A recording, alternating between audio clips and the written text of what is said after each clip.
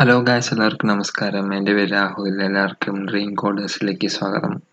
ഇത് നമ്മളെ first എപ്പിസോഡിൻ്റെ continuation ആയിട്ട് ഇത് സെക്കൻഡ് എപ്പിസോഡാണ്. ഫസ്റ്റ് എപ്പിസോഡ് കാണാത്തവരൊന്ന് കാണുക, എന്നാലേ ഈ കാണുന്ന കോഡൊക്കെ എന്താണെന്ന് നമുക്ക് മനസ്സിലാവുള്ളൂ.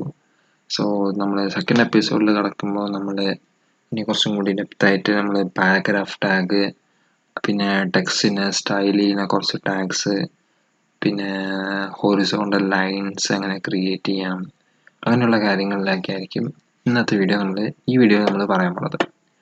സോ നമ്മൾ ആദ്യം കഴിഞ്ഞ വീഡിയോയിൽ നമ്മളൊരു ഹെഡിങ് ടാഗ് ഉണ്ടാക്കി, അത് ബോഡീൻ്റെ ഉള്ളിലാണ്.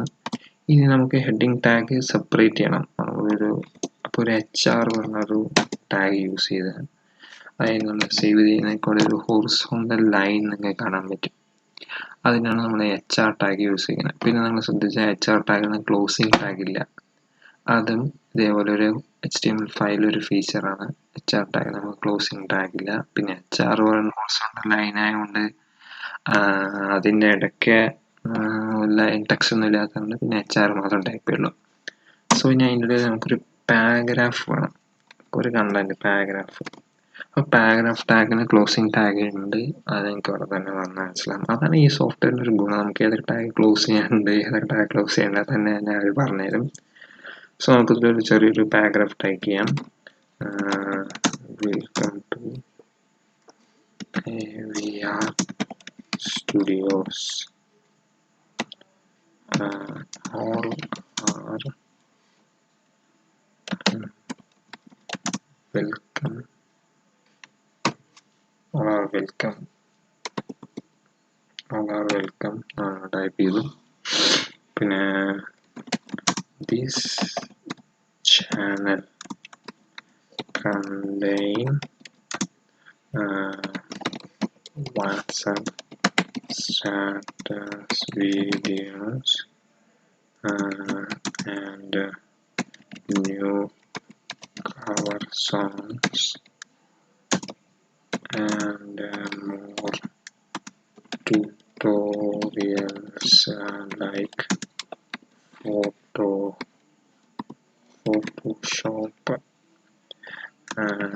etc. ഓക്കെ, നമ്മളിങ്ങനെ ഒരു പാരഗ്രാഫ് നമ്മൾ ടൈപ്പ് ചെയ്തു. അതിന് ശേഷം നമ്മൾ സേവ് ചെയ്ത് കഴിഞ്ഞാൽ ആ പാരഗ്രാഫ് നമുക്കിവിടെ കാണാൻ പറ്റി. ഇനി നമ്മൾ ഇങ്ങനൊരു പാരഗ്രാഫ് എഴുതുമ്പോൾ അധികം സ്റ്റൈലൊന്നും കാണാനില്ല. നമ്മൾ സാധാരണ പോലെ തന്നെ മുകളിൽ എഴുതി അതേപോലെ തന്നെ ഒരു ഫോണ്ടിലാണ് നമ്മൾ സാധാരണ ഒരു ടൈപ്പ് ചെയ്തിരിക്കുന്നത്.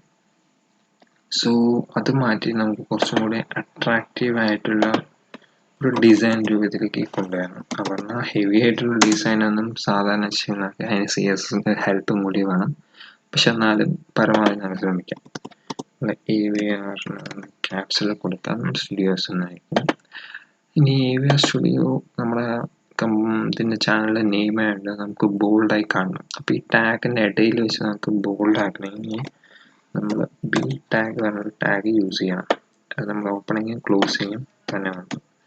അവിടെ കൺട്രോൾ എക്സെപ്റ്റ് ചെയ്തിട്ട് നമ്മൾ ആ ടാഗ് ഇൻസേർട്ട് ചെയ്ത് കഴിഞ്ഞാൽ നിങ്ങൾക്ക് ശ്രദ്ധിച്ച് കാണാം ബാക്കിയുള്ള ടെക്സ്റ്റൊക്കെ സാധാരണ നോർമലാണ്, പക്ഷെ AVR സ്റ്റുഡിയോ എന്ന് എഴുതിയിരിക്കുന്നത് മാത്രം ബോൾഡിലായി.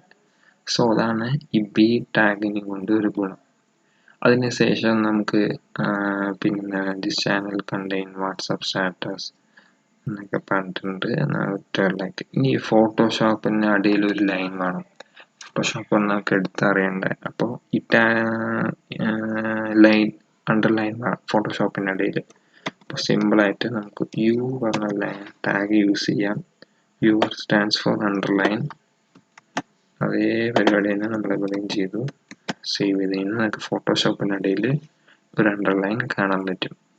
അതാണ് U പറഞ്ഞൊരു ഫീച്ചർ. ഇനിയിപ്പോൾ നമ്മൾ ഇനി എടുത്ത് നോക്കിയാൽ നമുക്ക് ന്യൂ കവർ സോങ്സ് പറഞ്ഞാൽ നമുക്ക് ഇറ്റാലിക് ഡിസൈനിൽ കൊണ്ടുവരണം. നമ്മൾ I ടാഗ് യൂസ് ചെയ്യും. ഇതിനൊക്കെ ഓപ്പണിങ്ങും ക്ലോസിങ്ങും ഉണ്ടാകും. ന്യൂ കവർ സോങ്സ് അതേപോലെ നമ്മൾ കട്ട് ചെയ്തിട്ട് ഇതിനെല്ലാം വേസ്റ്റ് ചെയ്തു റീഫൈൻ ചെയ്ത് കഴിഞ്ഞാൽ ന്യൂ കവർ സോങ്സ് പറഞ്ഞാൽ നമുക്ക് ഇങ്ങനെയൊരു ഇറ്റാലിക് രൂപത്തിൽ നമുക്ക് വന്നു അല്ലേ.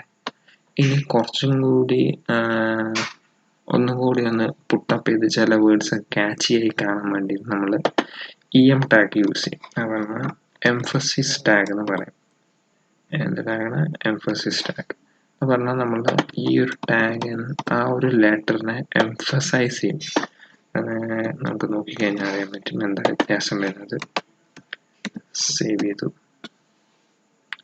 ഓക്കെ, ഇതിൽ നമുക്ക് ഇതിലും നമുക്ക് കാണുമ്പോൾ അധികം ഡിഫറൻസ് ഇല്ലെങ്കിലും ബട്ട് ഇത് കുറച്ചും കൂടി വ്യത്യാസമുള്ള ഒരു ടാഗാണ് ഈ എംഫസിസ് ടാഗ്. അതാണ് എംഫസൈസ് ചെയ്യുക. നമ്മൾ ആ വേർഡ് എഴുതിയിരിക്കുന്നത് എംഫസൈസ് ചെയ്ത് പറയാം. ഓക്കെ, അതാണ് ഈ എംഫസിസ് ടാഗിന് മുന്നിൽ.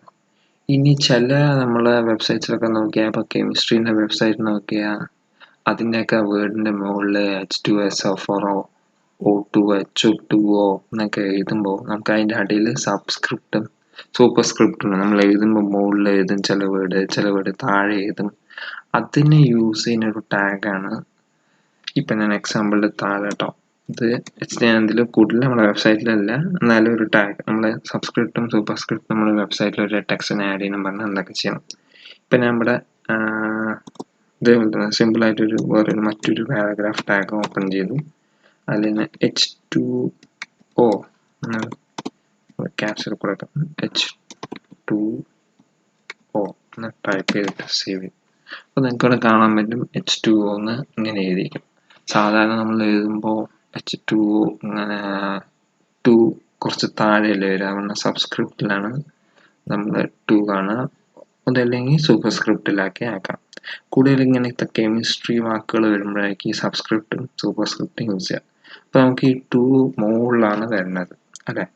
അപ്പോൾ നമ്മളിപ്പോൾ സൂപ്പർ സ്ക്രിപ്റ്റാണ് കൊടുക്കുന്നത്. അപ്പോൾ SUP എന്ന് കൊടുത്തു. ഓക്കെ, അതിന് ടാഗ് ഉണ്ട്, ക്ലോസിങ് ടാഗ് ഉണ്ട്. ഇനി സേവ് ചെയ്ത് കഴിഞ്ഞാൽ നിങ്ങൾക്ക് ശ്രദ്ധിക്കാൻ പറ്റും H2Oൻ്റെ 2 മുകളിലായി അല്ലേ. H2Oൻ്റെ മുകളിലായി നമ്മൾ ഈ 2. ഓക്കെ, ഇനി നമ്മൾ സബ്സ്ക്രിപ്റ്റാണ്. ഇപ്പോൾ ഇനി താഴെയാണ് വരേണ്ടതെന്ന് നമുക്ക് വിചാരിച്ചോ. ആ 2 നമുക്ക് താഴെയാണ് വരേണ്ടതെന്ന് നോക്കി കഴിഞ്ഞാൽ SUB എന്ന് ടൈപ്പ് ചെയ്യാം. ഇപ്പോൾ സബ്സ്ക്രിപ്റ്റായി.